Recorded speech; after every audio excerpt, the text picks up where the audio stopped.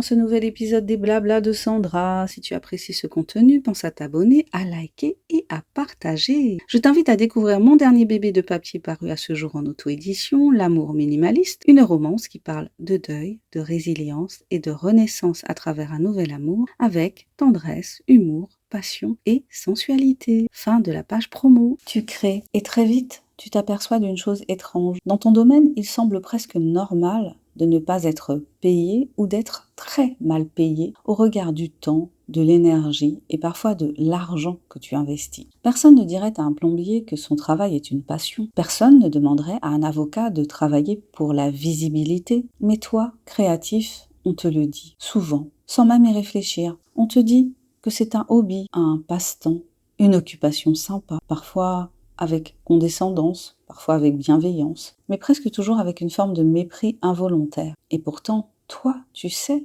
le nombre d'heures passées seul, tu sais la sueur mentale, les doutes, les formations payées, le matériel acheté, les refus, le silence. Alors une question s'impose, est-ce normal ? La création souffre d'un paradoxe unique. D'un côté, tout le monde consomme des œuvres, livres, séries, musique, films, contenu, images. De l'autre, certaines personnes n'acceptent pas l'idée que créer est un travail. Pourquoi ? Parce que la création ne laisse pas de traces visibles de pénibilité. Tu ne rentres pas avec de la poussière sur les vêtements. Tu n'as pas de blessures apparentes. Tu travailles souvent seul, chez toi. Donc, dans l'imaginaire collectif, parfois, l'idée est la suivante. Tu ne travailles pas vraiment. Ce que les autres ne voient pas n'existe pas. Il y a aussi une autre idée profondément ancrée. Si tu aimes ce que tu fais, tu n'as pas besoin d'être payé. Comme si la passion annulait la valeur, comme si le plaisir interdisait la rémunération. C'est absurde. Et quand tu es en auto-édition, tu es au cœur de ce paradoxe. Parce que tu fais tout.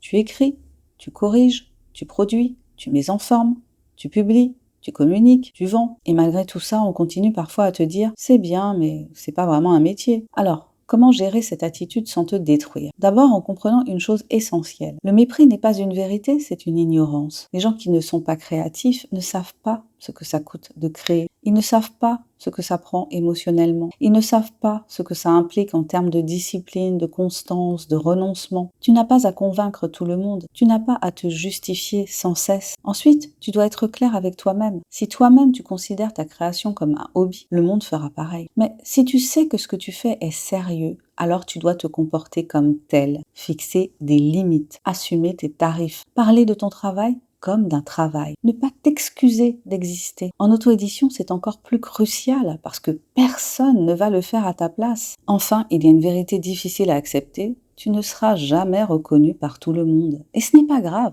La reconnaissance qui compte n'est pas celle des sceptiques, mais celle des lecteurs qui te lisent, des personnes que ton travail touche, de ceux qui comprennent parce qu'ils ressentent. Créer, c'est accepter une forme de solitude sociale, mais c'est aussi revendiquer une immense liberté. Alors non, ce n'est pas normal d'être mal payé pour créer, mais c'est courant. Et la seule manière de faire évoluer cette réalité, c'est de commencer par te respecter toi-même. Ton travail a de la valeur, ton temps a de la valeur. Ce que tu crées mérite d'exister et d'être payé, même si tout le monde ne le comprend pas. Et peut-être, surtout, pour cette raison-là. Merci d'avoir écouté cet épisode des Blabla de Sandra. Si tu as aimé cette réflexion, n'hésite pas à partager ce podcast et à me dire quel est ton point de vue sur la question. Je te dis à très bientôt pour un nouvel épisode des Blabla de Sandra. Allez, abonne-toi, commente si tu l'oses, like et partage. Et pense à découvrir mon dernier bébé de papier paru à ce jour, L'amour minimaliste, une romance qui parle de deuil, de résilience et de renaissance à travers un nouvel amour avec tendresse, humour, passion et sensualité.